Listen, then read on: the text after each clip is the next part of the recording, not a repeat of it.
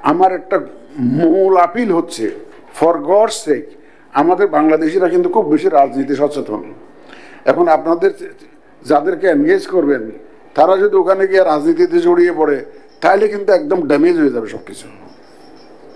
সবকিছু ড্যামেজ হয়ে যাবে। আপনাদের যাদেরকে নিয়োগ করবেন প্লিজ চেক করবেন যে তারা কোনো রাজনীতির সাথে কোনো জড়িত আছে কিনা, কোনো রাজনীতির সাথে জড়িত লিঙ্ক, কোনো পার্টির সাথে জড়িত এবং মিছিল মিটিংয়ে গিয়েছে বা জড়িত আছে, কোনো পার্টির সাথে লিঙ্ক আছে, এরকম কাউকে দয়া করে নিয়োগ দিবেন না। এবং আপনাদের লোকজনরা যাতে কোনো দলীয় প্রচারণায় যাতে না যায়, ওরা কোনো ভোটে ইনফ্লুয়েন্স না করে, কোনো ভোটারকে বলুন এই মার্কায় ভোট দাও, ওই মার্কায় ভোট দাও, এগুলো যাতে না করে।